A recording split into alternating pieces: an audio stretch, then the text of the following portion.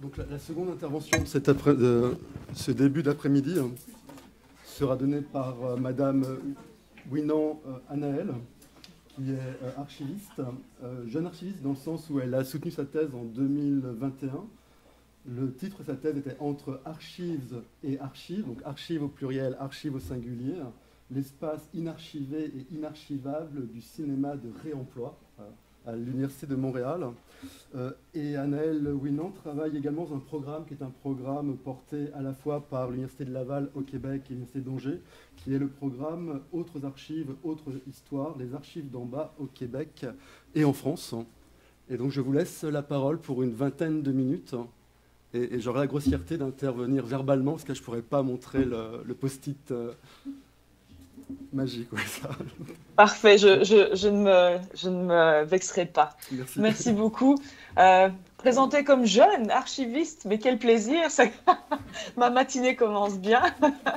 Avant de commencer officiellement, je vais essayer de partager mon écran.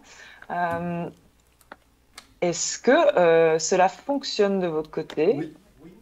Oui, alors je vais faire un test de changement de slide. Est-ce que cela fonctionne toujours? Oui. Parfait, excellent. Donc le test a bien fonctionné. Merci beaucoup, un très très grand merci aux organisateurs, aux étudiantes de la 21e journée d'archivistique d'Angers pour cette belle invitation. Je suis vraiment contente d'être avec vous et je suis contente que je puisse être là aussi de l'autre côté de l'Atlantique.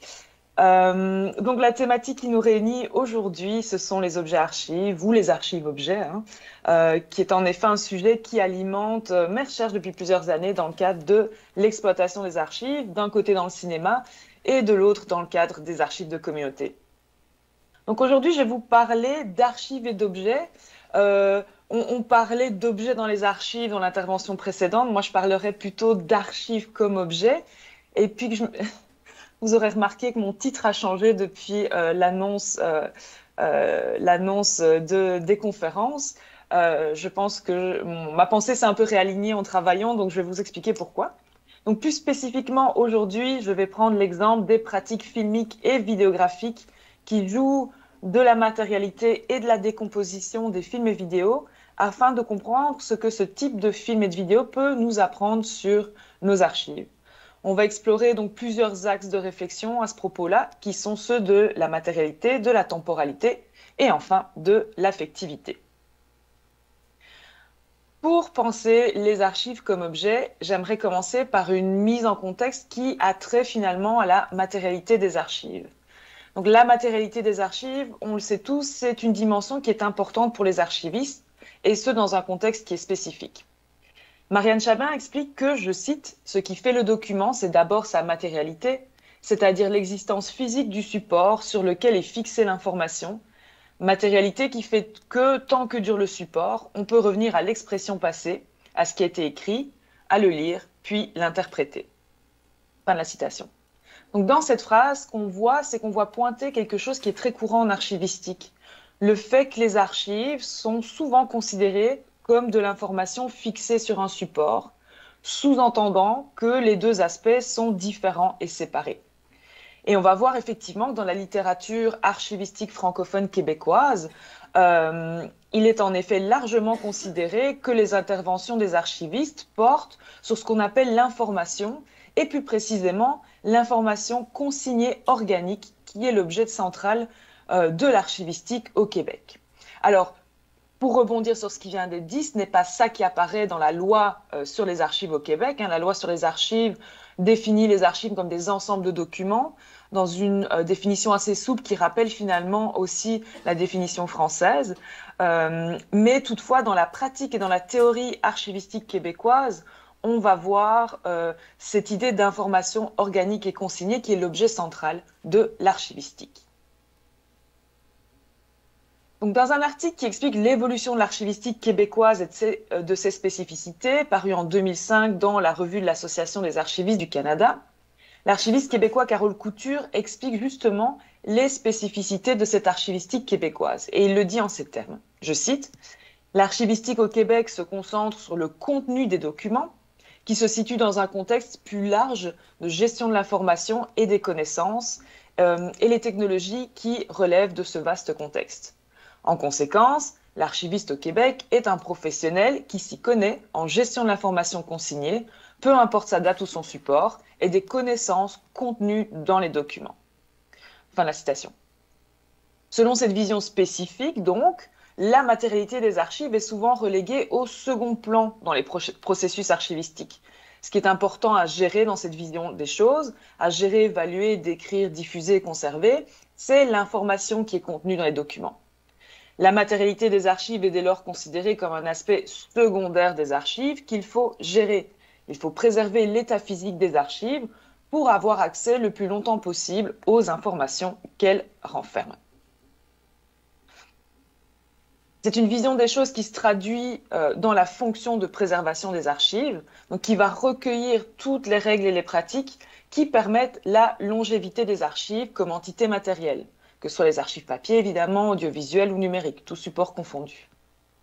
La préservation est donc avant tout présentée comme un moyen qui va assurer la conservation des archives dans des conditions qui permettent d'un côté leur longévité physique, mais aussi la préservation d'une continuité qui lie les archives à leur contexte d'origine et à leurs producteurs.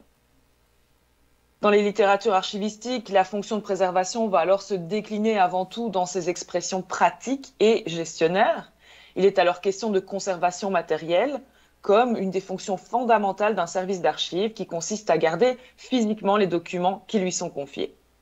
Cette acception de la fonction va se traduire par beaucoup de recommandations qui permettent aux archivistes de garantir physiquement la longévité des documents d'archives. Dans une perspective québécoise et canadienne, la préservation va donc reposer sur deux principaux piliers.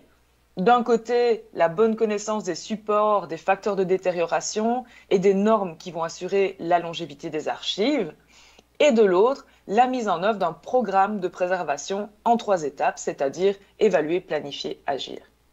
C'est une perspective qui va se concentrer sur la préservation des archives dans une perspective de, et je cite, rentabilité et efficacité. Ainsi, la préservation est présentée avant tout comme stratégique, qui s'adapte au contexte budgétaire et aux contraintes administratives. L'objectif étant, comme nous rappelle le Conseil canadien des archives, de produire un programme de préservation rationnel et au meilleur coût, qui intègre autant que possible les activités de préservation aux opérations archivistiques quotidiennes. Mais ce qu'il faut dire aussi, c'est qu'au-delà de leur conservation matérielle à proprement dit, la préservation met en jeu aussi la conservation sur le long terme de ce que représentent les archives. Il s'agit de leur prise en charge intellectuelle. Donc, en plus du maintien d'un objet physique dans le temps, ce sont les valeurs des archives qui doivent être également préservées à travers ce maintien, c'est-à-dire leur capacité à informer et à faire preuve. Par ailleurs, le Conseil international des archives précise que pour que les archives, justement, présentent une valeur pour la société, on doit pouvoir leur faire confiance. Et cette condition de confiance va se baser sur 4 qualités des archives: leur authenticité, leur fiabilité, leur intégrité et leur accessibilité. La préservation de ces qualités va assurer la valeur des archives sur le long terme et dès lors leur utilité et leur valeur de preuve. À travers ce degré de confiance des archives, ce que les archivistes finalement tentent de préserver, c'est également une série de liens entre les archives du même fond et de liens entre les archives et leurs producteurs. Il s'agit donc de conserver un rapport à l'origine qui est lui-même porteur de sens et qui s'inscrit dans la virtualité des liens entre les archives et la temporalité des liens qui les attachent aux producteurs et au contexte de production. Pour ce faire, évidemment, et vous le savez tous mieux que moi, les archivistes pensent les archives à travers l'unité du fonds d'archives, ainsi que le principe qui les régit, celui des respects des fonds, ce qui assure une possible lecture des archives à la lumière du producteur et du contexte de production. Donc on l'a compris, la matérialité des archives participe en archivistique d'un ensemble de principes et de pratiques qui sont précises, qui sont codifiées, qui sont normées et réglementées. Et toute cette structure pratique et intellectuelle permet aux archivistes de conserver, c'est-à-dire quelque part de figer un groupe de documents dans le temps tel qu'il a été produit afin d'offrir une image globale et fixe d'une production documentaire, une production de documents à un moment donné. Or, si on garde en tête cette idée, toute cette structure, qu'est-ce que je peux faire avec ça? Alors ça, je fais référence aux images qui sont présentées dans cette diapositive. Toutes les 4 sont des captures d'écran qui sont issues de différents films de réemploi expérimentaux. Le réemploi, le cinéma de réemploi, de manière générale, participe d'un ensemble de pratiques qui a pour particularité de réutiliser des images en mouvement préexistantes. Alors, les 4 films que je vous présente ici sont The Shadow of Your Smile, de Alex Dimitriev, qui reprend des images brouillées issues d'un film pornographique sur VHS. Il y a Decasiat, Bill Morrison, un long métrage composé d'extraits de pellicules, acétate et nitrate décomposés qui proviennent de différentes archives cinématographiques. On a ensuite Self-Portrait Post-Mortem de Louise Bourque, qui est un très court métrage tiré des propres films de la réalisatrice qu'elle a enterré dans le jardin de ses parents, déterré et réutilisé. Et enfin Long Live the New Flesh, qui est un mash-up de différents films d'horreur dans lequel les images se fondent les unes dans les autres à travers un mélange de pixels. Donc, plus précisément, ces 4 films participent d'un courant du cinéma de réemploi qui peut être identifié à ce qu'on appelle une esthétique de la ruine, c'est-à-dire, comme le rappelle André Habib, une esthétique qui entremêle le poétique avec une politique rédemptrice des images qui articule une allégorie de la disparition du cinéma. C'est un type de cinéma, un ensemble de pratiques qui relève avant tout d'une fascination pour les supports cinématographiques, dans le rapport au temps, qui subissent des dommages à chaque utilisation. Les artistes qui sont présentés ici jouent avec la décomposition des pellicules filmiques, mais aussi la démagnétisation des bandes vidéo ou encore le glitch numérique. Donc si on garde en tête notre cadre fixe, figé de la préservation, comment est-ce qu'on peut penser ces films dans un cadre archivistique? Alors c'est un exercice qui peut sembler un peu paradoxal, parce que si les cinéastes s'inspirent de cette esthétique de la ruine, elle semble a priori contraire à toutes les pratiques des archivistes, dont notre travail a pour objectif principal justement de freiner et de réduire les effets du temps sur les documents qu'on conserve pour leur garantir une longévité qui est physique et intellectuelle. Donc, les œuvres des artistes de réemploi semblent en tout cas dans un premier temps, mettre en avant l'échec de la maîtrise des manifestations physiques du temps, et ce parfois jusqu'au point de non-retour, et ce point de non-retour, c'est celui du pourrissement et de la disparition. Donc, en ce sens, on peut dire que ces artistes manifestent quelque chose qui est interdit par l'archivistique, ou en tout cas quelque chose qui relève de l'imaginaire d'un interdit. La mise en récit et l'esthétisation de la décomposition peuvent être perçues quelque part comme monstrueuses pour les archivistes, tant dans l'apparence des images, les films qui se décomposent, qui se craquent, qui créent des images qu'on peut qualifier de monstrueuses, mais aussi parce qu'elles célèbrent symboliquement les potentiels échecs des efforts des archivistes. Ce que ces films et ces vidéos font, quelque part, c'est nous montrer ce qu'on ne veut pas voir dans les archives quand il est question de préservation. Elles jouent le rôle du monstre qui, à la fois, montre quelque chose et avertit. Dans ce cas-là, on peut se poser la question, qu'est-ce qui est montré donc et de quoi est-on averti en tant qu'archiviste quand on regarde ces images? Et si on prend le temps de se pencher sur cet interdit, on peut en effet tirer des pistes de réflexion qui sont assez intéressantes pour penser les archives, et notamment les archives comme objet. Dans les films de réemploi qui jouent avec la décomposition, c'est la matérialité qui est mise en avant de telle manière qu'elle devient le personnage principal du film, prédomine sur le contenu et constitue le récit. Elle révèle le corps même des supports, ce dont ils sont composés, de la pellicule, des émulsions, des bandes magnétiques ou encore des pixels. C'est une façon de faire qui oblige à considérer le film en tant que trace matérielle et temporelle. C'est dans la matérialité, en effet, même que se lie le rapport au temps qui est évoqué dans les œuvres. Les artistes vont nous inviter à lire la matérialité du film, non pas comme une instance collatérale, mais bien comme le film lui-même. En archivistique, de telles observations, évidemment, demandent une intervention, un nouveau conditionnement, qui lui-même ralentirait au maximum les manifestations du temps, ou en tout cas pourrait être effacé à travers, par exemple, une restauration. Toutefois, la prise en charge du temps est indissociable de tout processus archivistique. C'est ce qui participe finalement du processus de sédimentation, c'est-à-dire un processus physique inégal et non uniforme qui va résulter de l'accumulation et la décantation des documents à travers le temps. Les films nous rappellent donc que les archives sont des objets physiques qui sont marqués par un processus de sédimentation qui est visible, et y compris au numérique. Donc, autant de traces qui sont porteuses de sens et qui alimentent les récits que peuvent porter les archives.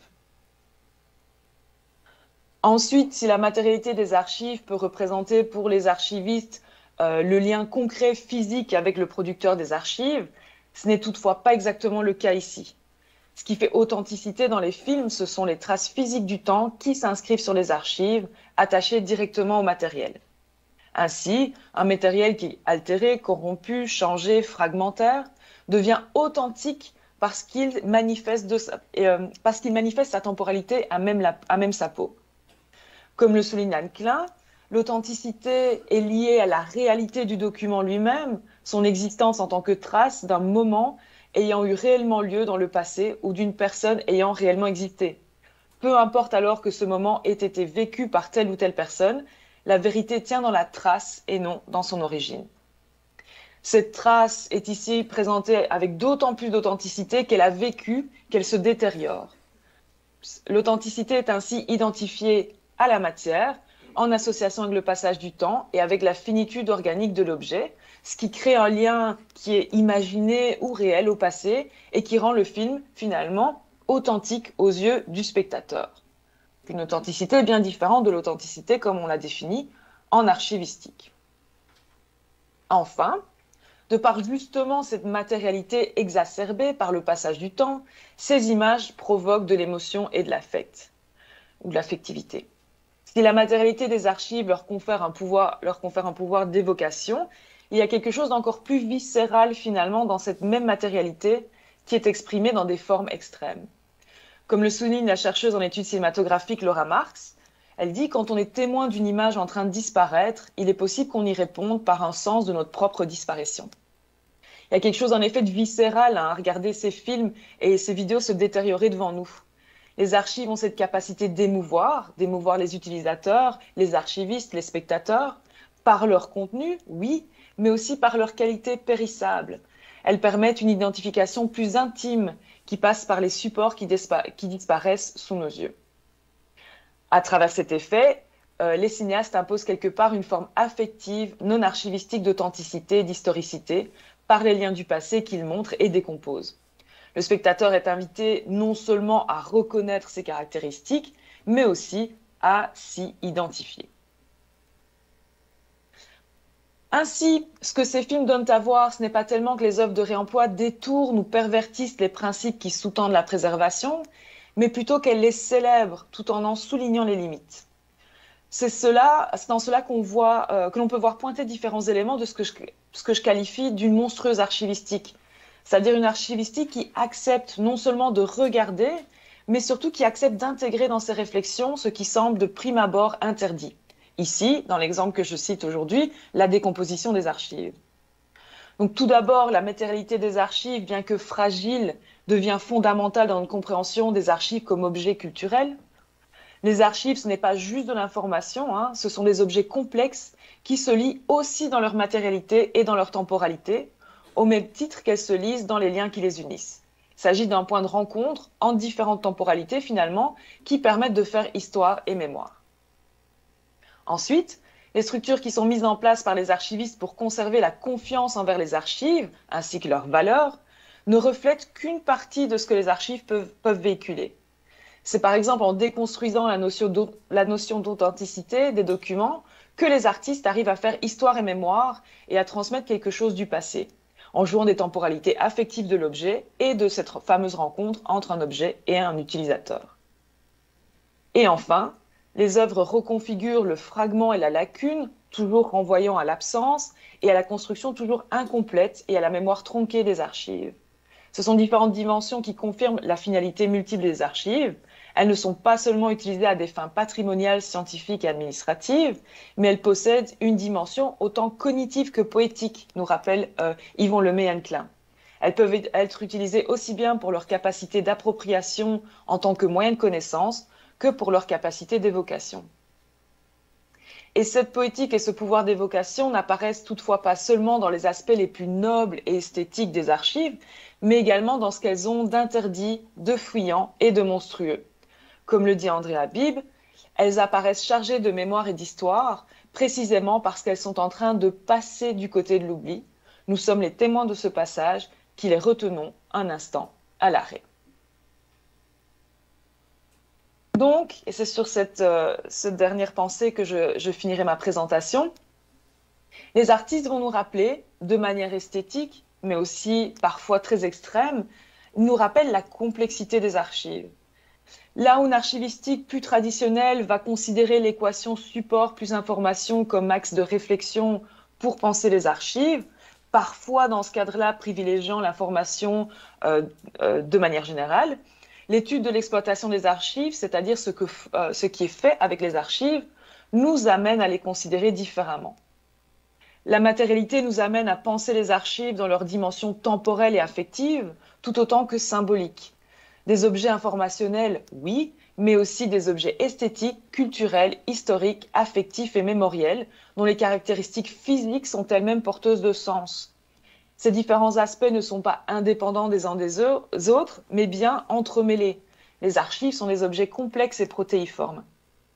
Cela nous amène à une autre caractéristique des archives particulièrement bien mise en avant par les cinéastes. Je parle ici de leur mouvement, de leur caractère non figé.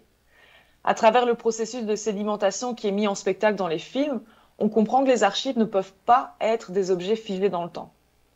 Si on se tourne vers les études culturelles et en particulier les études qui ont trait à la culture matérielle, on peut trouver des pistes de réflexion intéressantes justement pour penser ces archives comme objets en mouvement ou objets en processus. Dans son étude de la décomposition, l'auteur Caitlin de Silvey inscrit sa réflexion dans ce qu'elle qualifie de post-préservation. Elle sollicite une approche des archives et des objets patrimoniaux qui comprend l'artefact comme un processus plutôt qu'une entité stable avec une forme physique durable, ce qui rend potentiellement possible l'interrogation des aspects plus ambigus de la présence et de la disparition matérielle. Ainsi, là où l'archivistique va tenter de figer, de contenir les archives dans leur état premier, il est ici question de lire leur transformation dans le temps. Bien entendu, on est d'accord, il ne s'agit pas d'arrêter radicalement tout processus de préservation, mais bien de prêter plutôt attention aux trajectoires de changement et de transformation qui sont-elles de toute façon inévitables.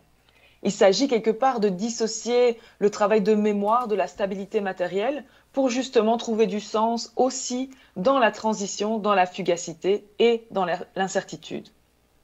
Et comme le soulignent Trudy Lynn Smith et Kate Hensey, il faut comprendre les archives comme impermanentes dans un constant état dynamique de transformation. Et c'est sur cette réflexion que je vais terminer ma présentation. J'espère que cela a amené des pistes de réflexion pour les archivistes. Je pense que c'est des pistes de réflexion. Penser la matérialité, les archives comme objet dans ces conditions extrêmes peut parfois sembler un peu paradoxal par rapport à notre travail quotidien, d'archiviste quotidien. Mais si on prend le temps d'explorer ces pistes de réflexion, je pense que ça permet d'élargir notre compréhension des archives, notamment dans la manière dont elles font écho dans notre société. Donc j'arrête ici. Je vais arrêter également le partage de mon écran, ce sera plus agréable, je pense. Et voilà. Je vous remercie.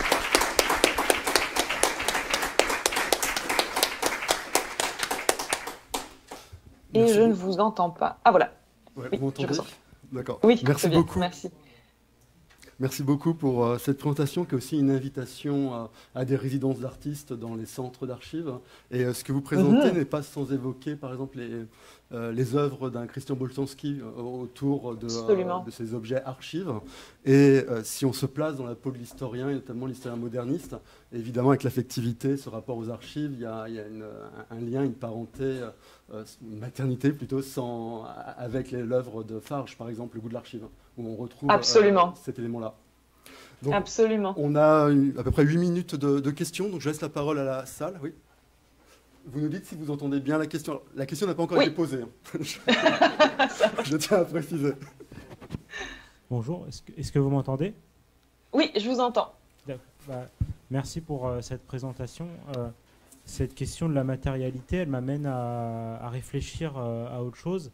C'est ce que vous avez dit sur l'impermanence des archives et le fait que c'était des objets dynamiques qui évoluaient, me fait penser du coup à la question de la production qu'il y a derrière l'archive et du système de production qu'il y a derrière les archives. Par exemple, un parchemin, c'est fait parce qu'on prenait la peau des bêtes et qu'on traitait pour faire un parchemin. Le papier, c'est parce qu'on a appris à faire du papier. C'est parce qu'il y a eu des moulins à papier à partir... Bon, voilà, je donne des exemples. Mais donc, du coup, la question de la préservation des archives, elle pose aussi la question de la capacité d'une société à les produire et à les conserver. Et aujourd'hui, on est dans le cas du numérique, et donc dans un format encore plus impermanent et incertain, d'autant plus que notre société est-elle capable aujourd'hui de continuer à produire et à maintenir en l'état ces choses-là, sachant que c'est des métaux lourds qu'on va exploiter dans le tiers-monde ou qu'on va peut-être bientôt exploiter en France, on verra. Bon.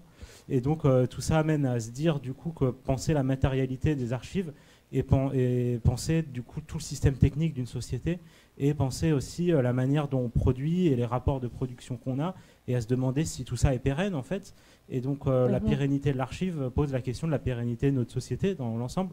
Et c'est pour ça, c'est à ça que ça me fait penser tout ça et aux enjeux en fait finalement qui dépassent simplement l'archive. C'est-à-dire que est-ce que demain on aura assez d'électricité par exemple pour continuer à maintenir une hygrométrie, à maintenir une bonne température. Est-ce qu'on aura toujours les savoir-faire, tout ça? Enfin, bon, voilà. Mais c'est ça, c'est une bonne question. Puis c'est quelque chose qu'on a souvent tendance à, souvent, ça dépend à qui on parle, mais on a souvent tendance à détacher le numérique de cette matérialité. Mais quand on est archiviste, on sait bien que le numérique est absolument matériel. On dépend de serveurs, on dépend de supports de stockage qui sont coûteux en temps, qui sont coûteux en espace et en énergie. Donc effectivement, c'est quelque chose qu'il faudra prendre en compte. Après, je pense, puis ça c'est un débat, je pense, qui mériterait une entière journée, donc pour l'année prochaine, la journée des archives à Angers, c'est où est la place de l'oubli, où est la place du laisser-aller aussi dans notre métier d'archiviste. On ne peut pas tout conserver, on ne peut pas tout garder. Il y a des choses qui nous échappent, qu'on le veuille ou non. Est-ce que on va devoir commencer à considérer dans notre travail justement avoir une sorte de laisser-aller sur ce qu'on ne peut pas conserver? Et ça, c'est notre question. Et le numérique nous force à penser ces questions-là puisqu'on produit énormément et on sait que beaucoup de choses ne seront pas conservées. Ne fût-ce que parce que les supports ne sont pas mis à jour. Enfin, on voit bien dans le cinéma, c'est un casse-tête impossible.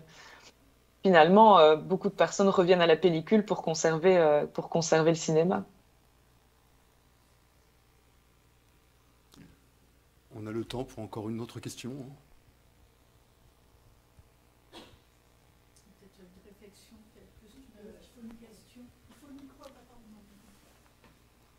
Oui, ça c'est une réflexion plus qu'une question. Votre exposé m'a fait faire un parallèle entre archives et spectacle vivant. Quand vous dites ce qui est intéressant, hein, c'est l'archive en mouvement, en processus, etc.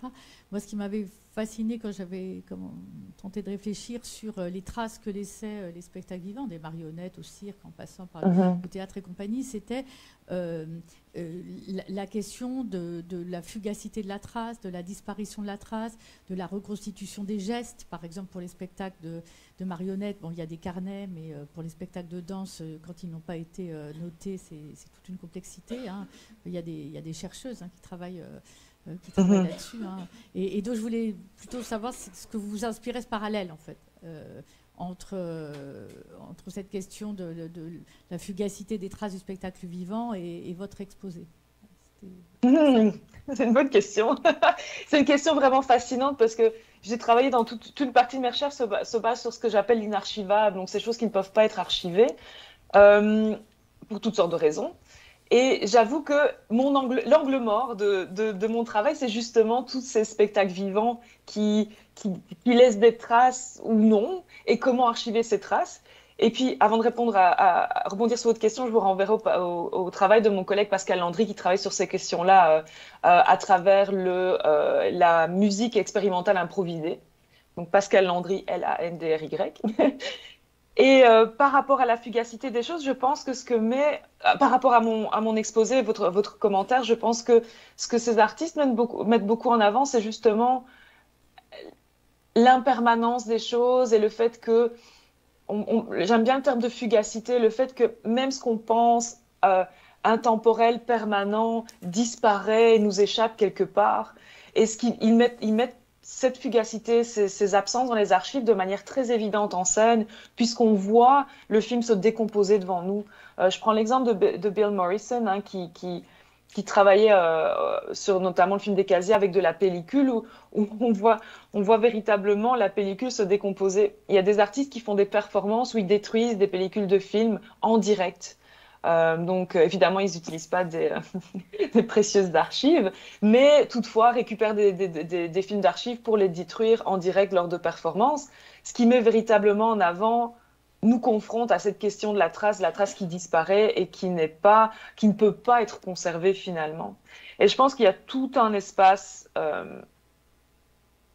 un grand espace de réflexion à faire en archivistique sur justement ces traces de choses impermanentes, de spectacles impermanents, de performances impermanentes. Qu'est-ce qu'on en garde? Qu'est-ce qu'on veut en garder finalement? Parce que est-ce que figer ces mémoires-là, c'est pas non plus les trahir quelque part, puisque si on fait des spectacles improvisés, par exemple, on n'a pas forcément envie d'en garder une trace figée, justement. Donc, c'est toutes des pratiques artistiques qui réveillent des questionnements un peu plus profonds en archivistique, selon moi. Et qui méritent d'être étudiés sous un angle archivistique.